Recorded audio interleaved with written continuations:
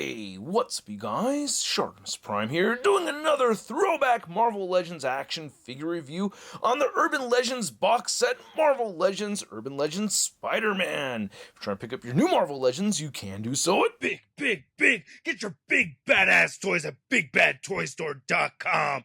Click the link in the description below. And while you're down there, I ask you to please hit that like button, and if you're new here, hit that subscribe button as well as the notification bell so you don't miss out on my future videos. I'm going to have more Spider-Man throwback videos coming throughout the year as it is the 60th anniversary of Spider-Man. So this figure is actually released a couple of times before the Urban Legends version. And I don't have the accessories from my Urban Legends box set or any of the accessories that come with the different versions of the figure, so this review will just be on the Urban Legends Spider-Man figure.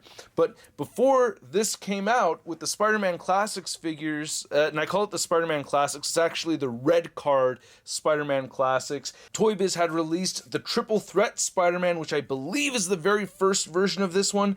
Then they also released the Sneak Attack Spider-Man, which is the same body, and they came in the same wave too, along with the Scorpion figure, so you can see that right over there. And then I believe there was a fourth version, which I don't ever remember seeing outside of Anthony's Customs video, which you could see right over here. So if you have this shiny Spider-Man and you want to sell it, let me know, because I'm interested. It's kind of a trippy looking figure. But anyway, going back to this, for now, even though there's several versions of this figure, I'm calling it the Urban Legends Spider-Man. I never actually picked up this box set. I only picked up the Spider-Man figure, I believe, at a toy show at some point, or it may have been a gift. I've been collecting for so long, it's hard to keep track. But anyway, let's check out the figure on the rotating base. And here's the Urban Legends Spider-Man figure on the rotating base, and this figure looks awesome. Even with how outdated it is and everything, it still looks really cool to me. But anyway, as I said earlier, I don't have any of the accessories that come along with the different versions of the figure, so let's just get a closer look.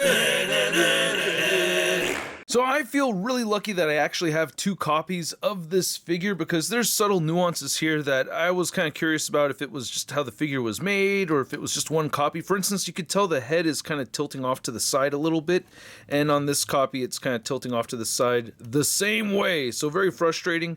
You can see the paint apps on this one came out a little bit cleaner, I think, than this one right here, because I could see some weird little black dots around the white parts of the eye. So yeah, that throws me off some, but I think this was the cleaner copy out of the two of them for the most part. Now this is very Bagley inspired to me, and I wasn't really huge on this figure back when it came out. At that time I was just more infatuated with the Sinister Six Spider-Man or the Todd McFarlane / J. Scott Campbell Spider-Man, but I really do like the body mold. And if you saw my unboxing video, I thought maybe this was the same body they'd used for the Daredevil back in the day, but no, this is a different body mold right over here. And it looks pretty good. You know, I like the musculature. The articulation is actually quite awesome on this figure. We'll talk about that more in a moment. We do have the pins sticking out right over there. And then you can see the Spider logo looks a little bit faded. I mean, it looks like they just didn't use a very vibrant red, I guess, compared to some of the other red. You know, it's just more of a dull red color right there, more so than it actually being faded. But the cobweb pattern's all printed on there. No sculpted cobweb pattern. You can see in the ball joints how we're missing a little bit of the cobweb pattern right over there. Same thing with the butterfly joints. These could be stiff right here, and you can see on this copy too, there's like a lot of cobweb pattern missing, so that's consistent between the two figures. I think this is the original one that I have had for a while, because I could recognize the paint right there on the hip, and this is the new one that I got on that Mercari lot with the other two Spider-Man figures, which I'll try to review sooner than later. I kind of like talking about these older Spider-Man figures. Hope you guys enjoy watching videos of me talking about older Spider-Man figures, because I don't know, they take me back, man. I love these things. But yeah, you're just looking at the legs. Really like the musculature on them and everything. Nice lanky legs and stuff. And you have peg holes at the bottom of the feet. My original version had a little piece sticking out at the bottom right over here with these older Toybiz figures. If you had one of these pieces of plastic come out of the bottom of the feet, then that would mess you up. But on this one right here, they are flush. So again, I really like the articulation on this figure. I do have a weird thing with the head joint here, though. It can look up very well. I think that's great, and it can look down very far. When you turn side to side, side, it kind of has this weird swinging motion to it. I mean, I could turn it horizontally, but if you have it looking it down, oh, it's kind of weird. I think it has something to do with the way that ball peg hole was sculpted in there, and it's just a little bit off. But anyway, you do get butterfly joints right here that do move forward and back, which is awesome. And you have ball jointed shoulders that can move all the way up above his head and all the way downward. You could rotate a full 360. Bicep swivel. You have the double jointed elbows right there, and then you have the forearm rotation, and then the hinge at the wrist, and then you get the two whipping fingers moving inward right over there. And then same thing on this side, same gesture and everything. So that's pretty sweet. You can get him crunching forward that much. He will crunch back a bit. You get a waist cut right there. You get these ball joints right here that will move outward all the way, and they will move down all the way. Like, you can get his legs crossed right here, which I think is really cool.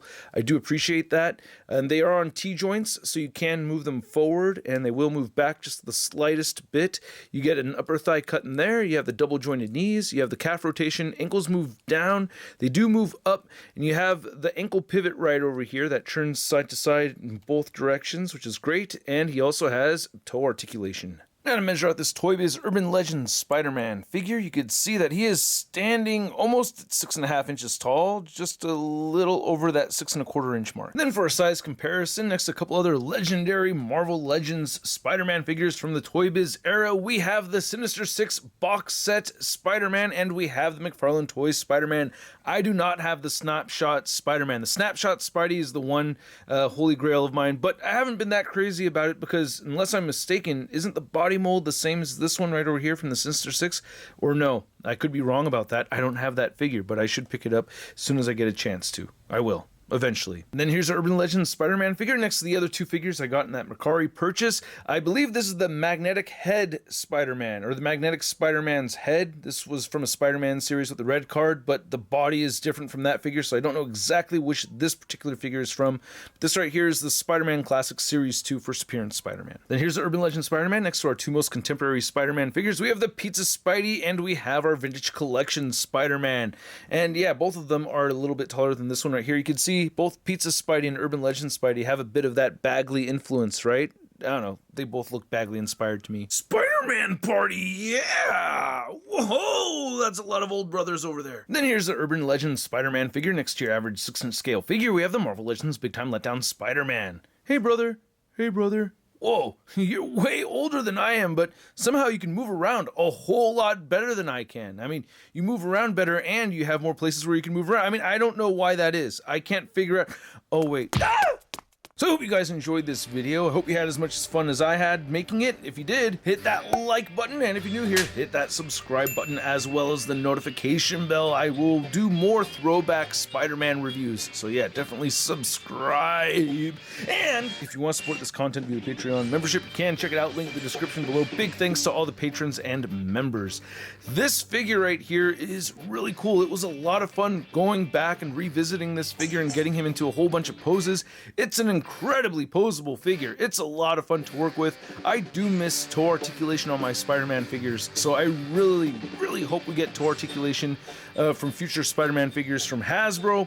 Toybiz didn't have interchangeable hands. They just gave us the two, middle fingers moving inward, and that's a frustration posing the figure around. There are times where I was taking pictures, I was thinking, I wish I could swap the hands out, but that's one of the that's the give and take with the Toybiz Marvel Legends figures. And there's that tilting thing with the head. We have no sculpted on cobweb pattern, so it's not the most detailed Spider-Man figure out there. I mean, even compared to other Toybiz Marvel Legends. I think I'm going to go back and do some re-reviews on some of those older Toybiz Marvel Legends Spider-Man figures too, you know what I mean? I'm kind of having that little desire to do that because a lot of details in those older figures. We don't see all those details with this one. This one actually looks like it fits in with modern Hasbro Marvel Legends more than any of the other Toybiz era Spider-Mans, I think. But anyway, I like this figure a lot. Not my favorite Toybiz Spider-Man, but it's one of the best.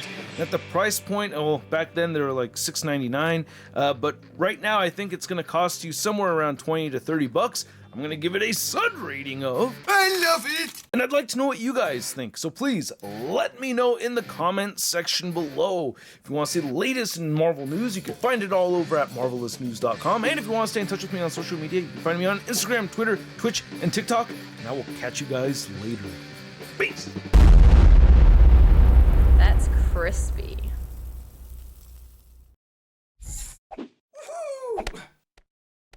Hey, new ShartimusPrime videos. Hey, you should click one.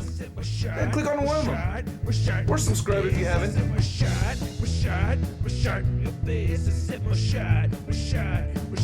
face,